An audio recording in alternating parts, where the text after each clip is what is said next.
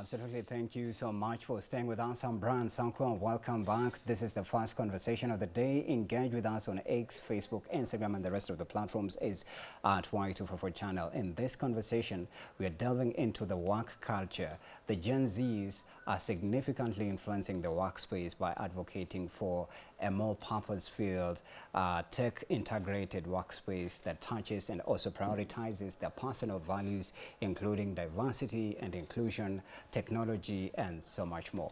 We are delving into specifically the remote work or the remote culture, the way it's revolutionizing the workspace. And also, we had asked you an interesting question on our X: how have you been impacted by working remotely? And that is what we're delving into. I'm going to be engaging Alo Denish. He's a youth leader, Danish, by the way, a youth leader, alongside Mark Mugeni. He's a law student at the University of Nairobi. Karibuni sana. Yeah. Thank you so much, Mark. Right, I'm going to start off with you. We were trying to have an interesting conversation, and I was actually trying to ask you if you are to be put, now that you'll graduate and be an advocate, I believe, or a lawyer, whichever way will come, God's grace, yeah. If you'll have to go to court and argue a case with your client on a frame, on a screen, do you think you'll win that case compared to a lawyer or an advocate who's physically in court, present with their client, standing beside or alongside their client and facing that panel and that jury and argue their case and win? Do you think it's possible to win a case while you work from home, your voice just being played on a PC, or physically being there? Which is effective in terms of conviction power? I'd rather argue my case on a screen, because even you start with, you know, when you go to court, there's so much decorum that one should have with him or herself, which at home, you know, I can just have this confidence that maybe I might not have it in court. So I will just be there with my full confidence and argue my case to the fullest. Even you cannot compare how I will argue my case at home with how I will argue my case in the courtroom. Yeah. Yeah. But then what is wrong with you being physically there? What will possibly make you to not turn up physically in court and opt to work from home and just, you know, your insights and sentiments be played on a frame? Yeah, you see, there are so much factors, and I think one is, I just said, confidence. And number two, in court, you cannot have, even when you are submitting, there are some things that you are not supposed to have. You are supposed to dress in a particular way. And I think for me at home, I will be in my, sometimes I don't know if it's sometimes in discipline I've seen, even it's journalists like you are at home, you're on air, but up here you're in a suit, but down there you are, in a short, you'll see. So I think, it's more about that being in your most comfortable space, which you will be at your optimum best. Yeah. So you feel like you believe you'll be more productive if you're in your own comfort zone. I will be than much being physically in court. True. I think you lose that human touch and feel of being in a group of other advocates who are arguing out cases as well. Yeah. But your point is really valid. I like that. I like that, and I think it's changing the workspace at large. And you actually see, for me now, as maybe a young advocate, and I go to court and I meet experienced lawyers of 30 plus years. Which is a good thing, because you're networking and exchanging contracts. No. You see, even if they just see me, just freshly admitted to the bar, they were admitted to the bar long time ago. So that's competition or jealous? They know that this competition was over even before it began. So they will just look down upon me. And so you'd rather hide behind a computer. Being human, it would be natural for me to fear them. All right, so you'd rather protect yourself by being behind the computer. I'll be at home, so I'll be just, be comfortable to throw them jobs. Okay, I get that. Interesting. But Danish, when you look at this, interestingly, professionally, you're a microbiologist, and you off the air, you're telling me it's not going to work for you. There's no way you're going to execute fully your tasks and responsibilities if you work from home, basing off of the fact that your career path and what you pursued requires you to be hands-on and physically present in the workspace. Talk about it. Yes, thank you. First of all, I want to say that change is the revolution of time, and change is that constant. And even in the workspace, the world has experienced very dynamic changes, from paperwork to digital work, and today we are talking about remote work. Yeah. That is possible, and change does not take everything as a whole. There are some things that remain in their original state, like my career. It's somehow, at the moment, it's impractical to participate or to work at home because I am a microbiologist and a biochemist by profession. I handle machines. Yeah. I carry out analysis. I do research work. Some requires me in the field, others require me in the lab, and handle big machines like the AS, atomic absorption spectroscopy, the DNA-based machines, the PCR. Those ones you can't carry them home. Yeah. So, for example, if you're doing some sort of research, Yes. and I can only imagine you trying to do that on Zoom. Yes. Yeah. Because that's where it all began. Yes. Yeah. So, how would you execute it, for example, if you had to go through research?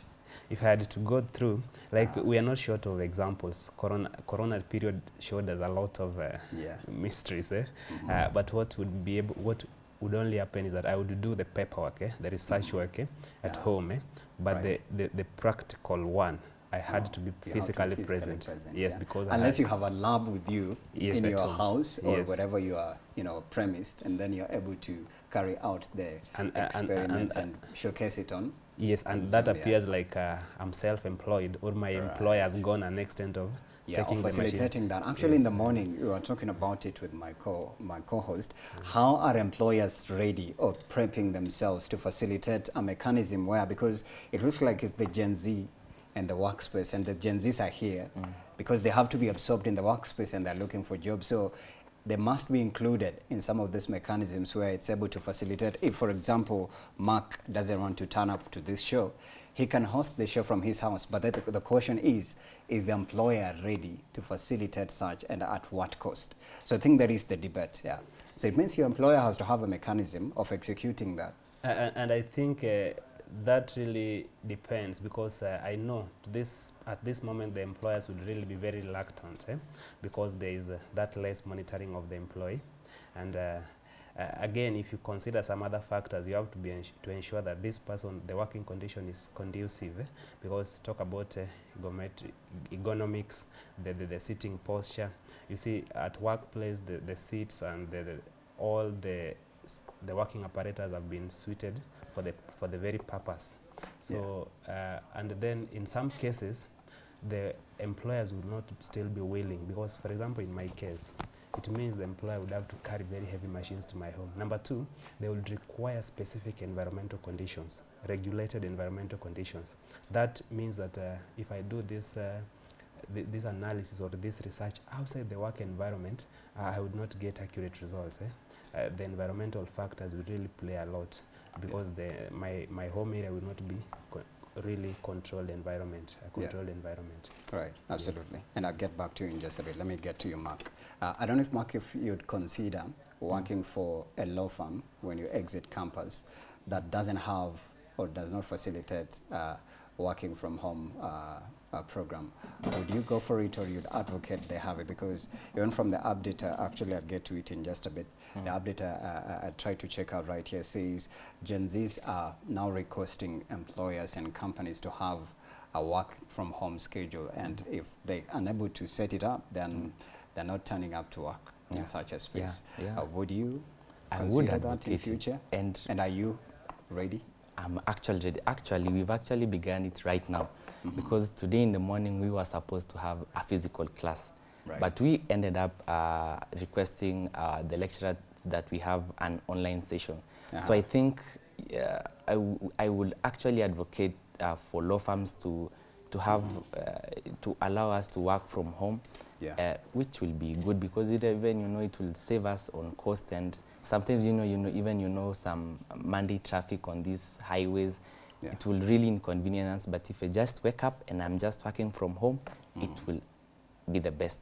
You think it's flexible? Yeah. Actually, from the update right here, it says some of the key aspects for the Gen Z work culture in 2025. This is what they're stating at. They're saying it has to have hybrid and remote work, and they're explaining us a wide acceptance of hybrid or fully remote work arrangements, with companies needing to adapt to flexible schedules to attract and retain Gen Zs, meaning that most companies will not have Gen Zs if they don't have hybrid and remote work programs. And then it says meaningful work down there. It says strong emphasis on working for companies with a positive social impact, aligning with personal values of the Gen Zs, but also still adhering to the company's mission, which I believe can be a bone of contention. And then down there, they're talking about mental health focus.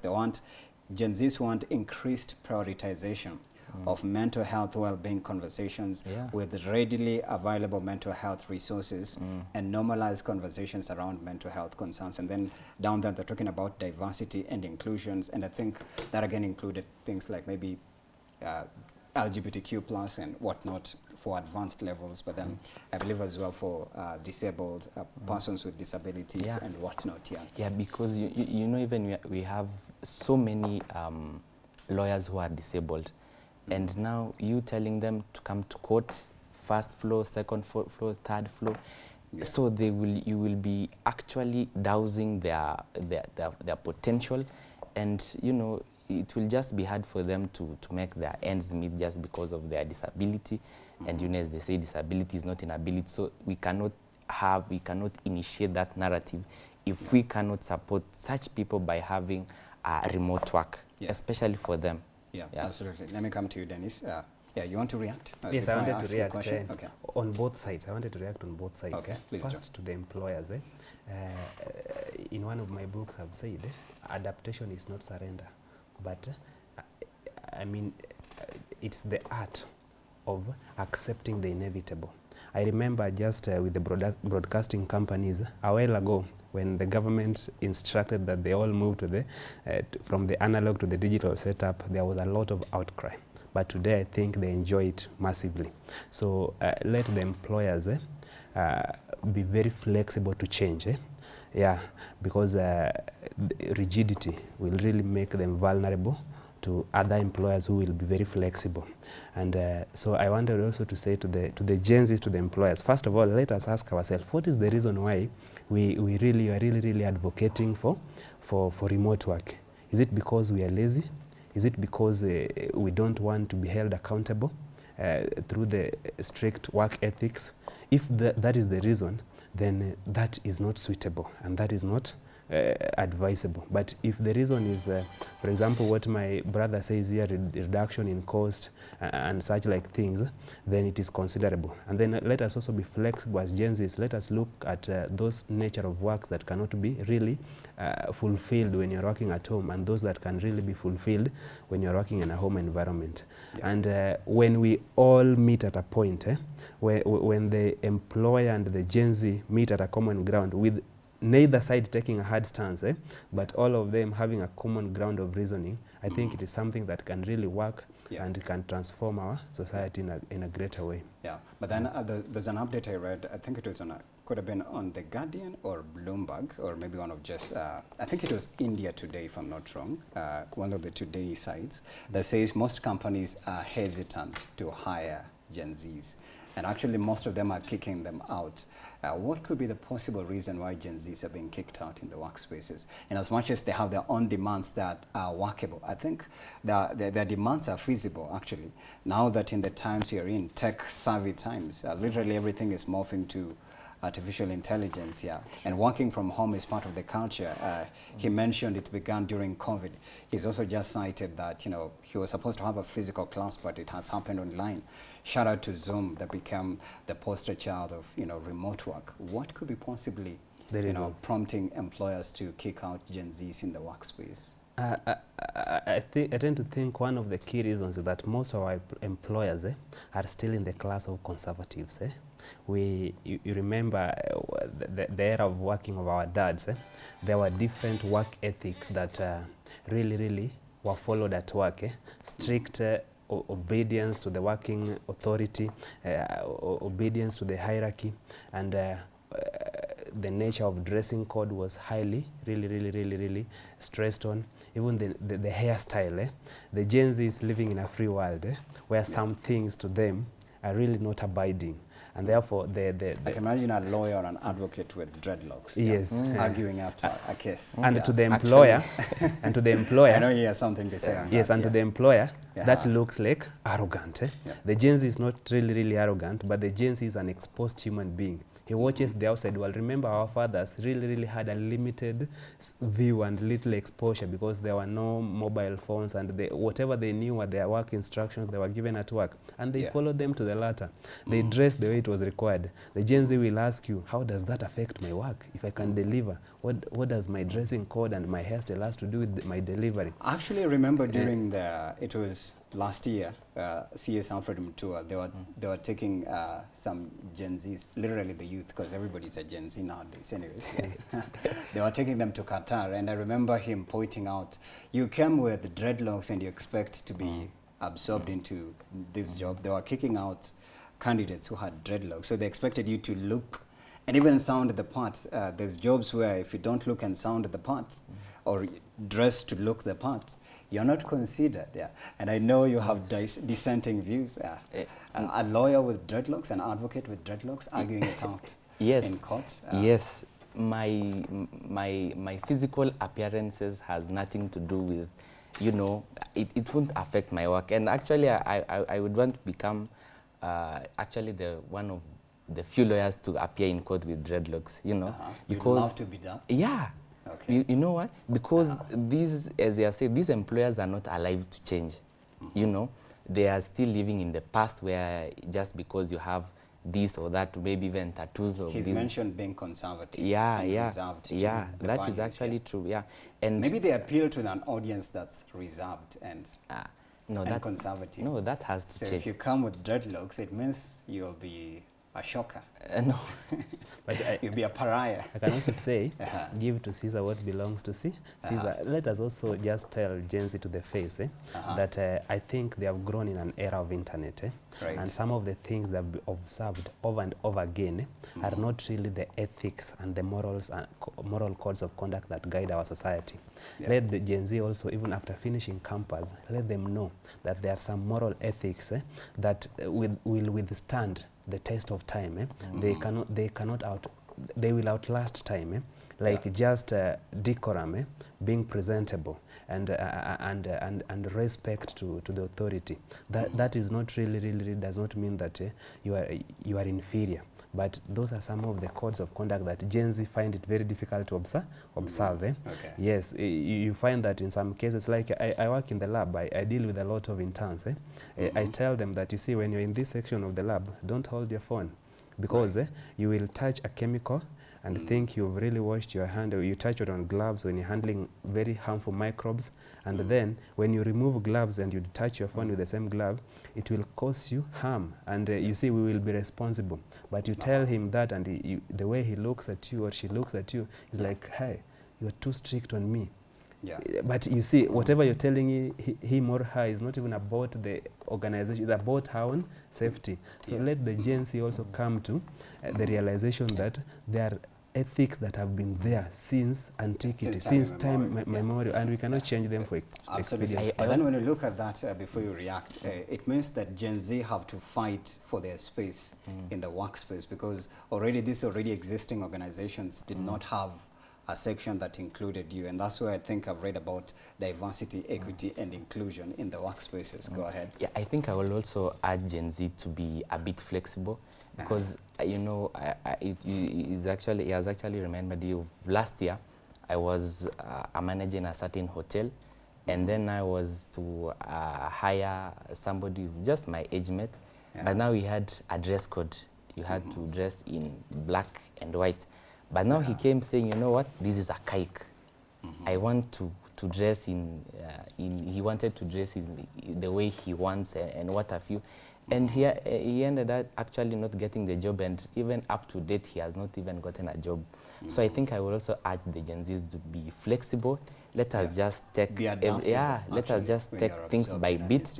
If there is, it cannot be rapid revolution. Or instantaneous. It cannot be instantaneous and spontaneous. Let us just take everything in bits, step by step. Wherever we want to go, with the cultures that we want to change, the new cultures that we want to bring in place, we will get there, but let us take it slowly. But also when you look at it, remote work has really evolved in terms of providing a wider scope of including a lot of people who cannot be absorbed rather in the same premises, at least in terms of population size. For example, if I think there was a case where there was a surgeon in another country who was operating on a patient, I think in the West African country, and they were doing it from home. They were just there instructing these ones who are in the surgery room, and they were doing it well. And I think that was excellent. It was a successful surgery, actually. You see, expertise, we increase the expertise in the pool of labor, because I may be here, but with my kind of expertise where that will kindly change a situation. I think remote work should be actually embraced in such situations. But one thing that has been outstanding as well is most Gen Zs are saying workspaces are toxic. And that has led to something called, I think we call it loud quitting. Loud quitting, in a sense that when a Gen Z is sick and tired of a job, they record themselves on video, they go live on social media, IG, TikTok, whatever the platform, and they list all the things that were done unfairly to them, and even dropping names of the bosses and the managers who treated them unfairly, how they were not, maybe given credit for some certain tasks and responsibility. And when you look at that, for example, if that video goes viral on social media, it's information that gets to other potential employees who could be possibly dying to have such a spot. But then here you are, you've just said, you know what, this job is, there's words, the S words, the B words, and the F words, and you say this manager ain't, I'm actually that is tainting the image of the company. I'm actually a victim of such, because there's this lawyer that I was seeing on TikTok, and he was there discouraging even us as law students not to pursue law, just because he was asked to arrive by work at 7 a.m. and leave by 5 p.m. And being a lawyer, it's actually part of the job. You must be hardworking. You must be able to go an extra mile. So with now him coming say, you know what, 7 a.m. is actually impossible. Just 5 a.m. is actually, and he's being paid some quite good money. But now he chooses now, you know what, and they have this liberty that I don't know where it comes from sometimes, that they just work up to, when it reaches lunchtime, you will find them in a hotel, and it's now 4, 5 p.m. They don't go back. And I think that is really the greatest challenge the current employers are facing. That you cannot enslave a mind that really knows itself and understands itself. This is the era of information. And the old employers believed in a kind of a dictatorship kind of employment, where they would command you, you can go bring what. A Gen Z is informed, and a Gen you can't go outside this job description, or your creativity should be limited to A, B, C, D. Anything outside that is. And you see, most of our parents preferred job security over mental health, and you see, they would even take long time, and they break down. And you see, when they retire at 60s, they would see a frustrated human being sometimes, and you don't understand why. Because years and years of endurance, of toxicity. Yes, and Gen Z cannot really bear with that. Take that. They can't take in that. And no, miss me with that. And you see, they have watched the outside world. They know their rights, and they risk even taking the employer to court. And you see, when the employer thinks about all those things they call drama and whatever. Don't you think that is scaring employers from, embracing the Gen Z as a whole? I don't think the employer should take it as so. The employers should take it as a call for change. Let us treat our employees as human beings who can also always be corrected in a good manner, and in any case should not be treated as inferior human beings. I think that is the only information that this era is telling. And if it's about change, it's change both sides. Gen Z are able to adapt, but also are the employers able to adapt to the current situations where the employee can correct you to face, no sir, this is not the right thing. Yes, because you are telling Gen Zs to be flexible. Yes, yes, but also the employers should be flexible. Right. Rigidity will lead to vulnerability to all of us, while flexibility will lead to adaptation to all of us. Yeah. Yes. Okay. Mark, when you look at it, most of the jobs that Gen Zs are actually interested in are tech integrated or centered. And you realize there's companies that are not up to the latest of the tech trends, but they are trying to at least have, you know, mechanisms and structures, because I believe for you to work from home, it means that the company must facilitate some gadgets that you'll use, or some tools that you'll use, and they are tech integrated. For example, if like for a journalist, if just with your phone you're able to report from wherever you are, but then I'm imagining for a lawyer, if you're employed at a law firm and you have to do some work, it means the employer will have to incur the cost of facilitating, and even with internet as well. So I don't believe that you'll do it from your own pocket. You have to, at least they have to facilitate. So there's a budget, Don't you think that will scare away your employer? And maybe opt for someone who's willing to sacrifice to travel from Utawala to Ngong Road, come, work, and then they go back. If you are an employer, put yourself in that situation. If you are that employer, wouldn't you go for this intern who's willing to, you know, commute from Utawala to Ngong Road, other than this demanding intern who says, you know what, I'm not ready to even know the rest of the team. Please give me my MacBook, I will deliver. If you are the employer, who would you go for? I will actually, in terms of the resources as well. Yeah, honestly, especially with the current state of the economy, I will go for, definitely go for the intern who will be able to commute, because you see, such unrealistic demands are now the downfall of this generation.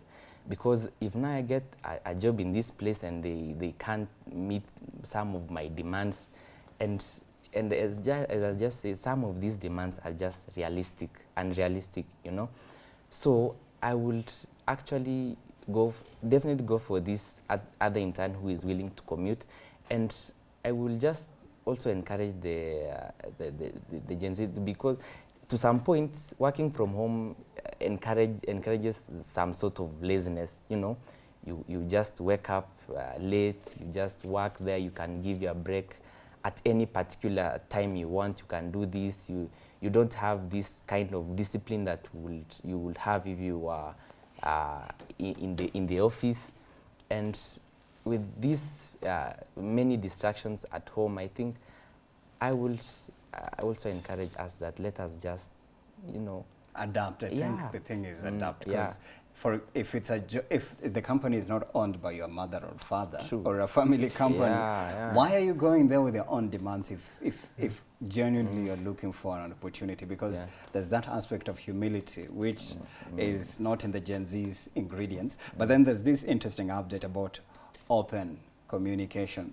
Hawataki kuongeleshwa vile wanasema usiniongeleshe vile unataka. They want it to be open, in that akikuambia sasa hapa wewe Dennis, si at least ungefanya hivi na hivi, but isemo in a way that it's open for reaction, in a sense that nilifanya hivi because I felt this is how I would have done it. And you know, there is a Swahili say that say mtaka cha mvunguni sharti ainame, ndio. I agree that the Gen Z know their rights, and they really care for their mental health condition, and they really don't want to be depressed, but they have to accept that they are in the process of making their future. You can't have more demands than your employer. Yes, let us be realistic, and even if you have those demands, find a way of presenting them. There are honestly cases where you find the Gen Z of the employee is very rude to the employer, until the employer himself is also shocked, as opposed to cases where the employer is too much on the employee.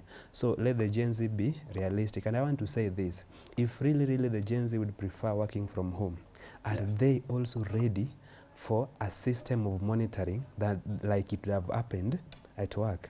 because one of the reasons that so from home, how would you be monitored from home? If your sanctuary, you can orchestrate anything. Yes, now you are going to tell us that is your home area, and you don't want us to see how you're working, or to set a system that can monitor you, because it is your privacy. That's dangerous. And you see, it is your privacy. Is. That is why now we are telling you, if you don't want interference with your privacy, and we don't then want, come work. then come and at work. Right? Yeah. Because there are situations where you will log in that you're at work and you go back to sleep. And the employer. Oh, that's what Gen Zs want. Yes. It's like ile, I think ilikuwa mtu alikuwa anafanya exam. Ilikuwa class. Yes. Ameweka mannequin hapa amevalisha. And then yeye anajibia akokuwa amejificha kwa blanketi. So lecturer anauliza, "Huh, are you there?" And waka realize, "Oh, kumbe it's a mannequin." And you see that is someone's business. He has not set it up just to entertain you. He has actually set it up as a source of livelihood to him. So as much as he would really want to employ you so that you also make your progress, his core business is making profit from his own organization. And if you are really coming there to do gymnastics, he'll definitely fire you. Yes. Do you believe Mark Gen Zs are hiding from something by saying they want to work from home? Is there something they're escaping that they don't want to be in touch with? They're actually escaping a lot of things, but which are? What are? You know, the strict nature of some job spaces, and which, you know, Gen Zs, they just want to do things in their own way. So with this strict nature of the job that they get, and that is actually the career that they studied. So when they come here now, you are told, for me like a lawyer, I'm told, you know what, for you to be in court, you should be dressed in a particular way. You should come in this manner. You should talk in a particular manner, which is expected of you in the profession, right? Yeah. Not that you're being forced. Okay, at some point you are being forced. But as a lawyer, you're supposed to be presentable all the time. You look and sound the part. Yeah. Even if we were to do an audition and seme sasa mama chagua mtu mwenye atakurepresent hapa, would they go for somebody with dready? Do you think they'd choose a lawyer in dreadlocks and a Versace vest with chains and grilled teeth, or they'll go for you who's there with a clean cut suit and tie and all that? Of course the suit and tie, but so that disenfranchises you already, right? Yeah, but those are now the factors that are, you know, making us to lag behind a bit, because now with now these dreadlocks that we are not yet there, you know. So let's just still hang on for a while. You believe the strides that are needed to be made, yeah? Yeah. But also this Gen Z generation, bruv, when you look at it, maybe our boomer, we call them boomers, yeah? Yes. The boomers were not ready for them. But right here in Kenya, I think their birth was, you know, introduced actually during the premiere and the debut, for that matter, of the Gen Z protest, yeah? We saw the way they came out. And in fact, statistics said digital media broadcasted highly of the Gen Z protest worldwide. Like everybody who managed to catch what was happening in Kenya, they saw it on social media. And it was all Gen Zs with their cell phones, compared to legacy media, if you were to compare the numbers, which is something that's historical and just massively profound and impressive. When you look at these guys and the way they are tech savvy and they want to actually take over, they are revolutionizing the workspace with gadgets and whatnot. Do you believe at some point, maybe baby boomers who mostly own these companies, you had mentioned feeling threatened or feeling jealous. They are jealous of this Gen Zs, and they're like, you know what, I'll not have you on board if this is what you're bringing, because you mentioned they're more conserved and reserved. Hawataki maheka heka, kelele nini, because these guys are always on their computers and their gadgets all the time. One thing they will have to do is that the boomers will have to adapt to changes, to evolve, to resist, is to wither. Otherwise, they will be phased out. Today, you can see even the mainstream media channel have all outlets in the social media. Why? because if they didn't do that, there are several social media outlets that really give information, and people, especially the Gen Z, will run to that side. What are the mainstream media simply doing? They're evolving and adapting to the demands of the current time. That is really what the boomers has to do. And if they don't cope up with the current changes in technology, they'll be phased out. And you see, one thing is that even among the boomers, there are those who can see far and they can see. So for those who are resisting change, they'll really be phased out. But one thing that I really wouldn't wish to be compromised, to remain standard, is moral ethics. You cannot, technology cannot replace moral ethics. Let it remain as it is. You see, we have come up with so many things of late, even the dress. You know, if we just let loose moral ethics, one day somebody may go to work with only pants, because they believe they are in a free world. So let us not compromise moral ethics, the Gen Zs, even as they fight for the changes that they think are so due. And then to the boomers, even as we give in to those changes, one thing really should remain constant. Moral ethics, they guide they are the fabric of the society. Yes, otherwise, if moral ethics collapse, even all those other things will eventually collapse, and we really have a chaotic society. Let me just add on something, because I think that, as they say, that if you want to go far, you just go with others, you know. So there's this working from home, there's this kind of experience that will get you being alone. There's this just experience that I will learn from my colleague at work, compared to when I'll be at home. You know, I will just, maybe I'll say, I'll call so and so to ask him. But compared for me, like when I'm at work, they will have this tandem, you know, and I'll just gain this experience to know fully how to execute a certain thing. And I think, we and the training, miss out because on I believe you cannot, if you're reporting to a job that you've not done before, there's always the onboarding process. I understand in every job, even when you're going to another station, there's orientation, the onboarding process of the systems, full hierarchy, organogram, whatever, of the organization. So you could possibly miss out on that if you remotely work from home. So maybe it's a double-edged sword for remote work and still working physically in the workspaces. Exactly. But I'm also looking at most Gen Zs in the workspaces.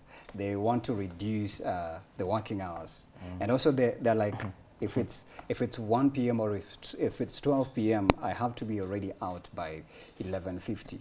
So they are clocking out early and clocking in a little bit late, or maybe they're clocking earlier and log out a little bit early, which is something that could possibly raise attention from the employers. They don't want to work 9 to 5. In fact, there's a podcast I was watching. I think the dude is called Dalmas someone. He's trending in the Kenyan Gen Z space. He says he cannot keep a 9 to 5. It's too exhausting, too stressing, very depressing. And he says he'd rather work on his social media platforms and get, you know, products and influence other than being employed to work a 9 to 5. What do you think of the same? Do you think it's workable? It's an alternative actually to a 9 to 5. Yeah, you see, 9 to 5, I think it's quite reasonable. I don't find the reason why we are just overreacting. So, people used to work from 7 to 7 in the morning, 12 hours straight, and they will still survive. So I Even in stats, people work 24. Yeah, people are hardworking. So I don't see the reasons why we should be reluctant just to work from 9 to 5. You know, let us or less working hours. Instead of, for example, if that job requires you to be at work for 6 hours, you want to work 4 or 3, and then you switch to your social media and you go to record videos dancing in town, because that's what you love, apart from you being a lawyer. I'm not saying that's what you love, but it's a good thing actually. That's what I love actually. If you can work for 4 hours and then the rest of the day you spend it recording TikToks in town, that's the life I want to live actually. I debrief, you know, after sitting 4 hours in front of a computer, you know. You see, I have to admit that one of the biggest challenges of this generation is a majority, and if I'm not wrong, really are looking for an overnight success. Yes, some of them, majority of them would wish, you see, they look at the old generation have made a lot in life, and these people have worked 20, 30 years in their life making that fortune, and the Gen Z would wake up and say, no, I'm not going to work. When will I own a Mercedes Benz? So the Gen Z really want a lot of shortcuts in life. Not all of them, but really, if you look at them at work, they just don't have the concentration of the work itself. They have, what else can I do to have an overnight fortune? Eh? And if we go that way, the society will not be productive. Everybody will be running away from the real work and looking for an instant success, gratification. There will be no farmers, obviously. A farmer has to work entirely and wait for a whole season, and there will be a teacher who has to really attend all these classes. So what the Gen Z team will really have to endure with is that there has to be sacrifice for a good outcome.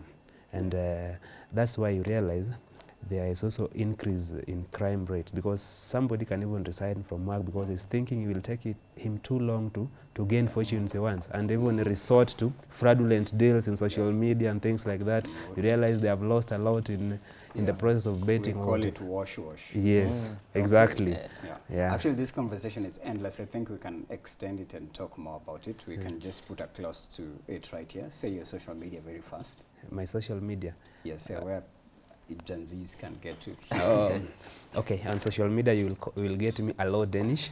That is all of them in Facebook, LinkedIn, and then also if you just find my name in Google, Allo Danish Obiero, you'll find my publications there. Put it on any AI platform and it will direct you to him. You can also me on all platforms, Mark Mugeni_CBS. You will find me there in all platforms.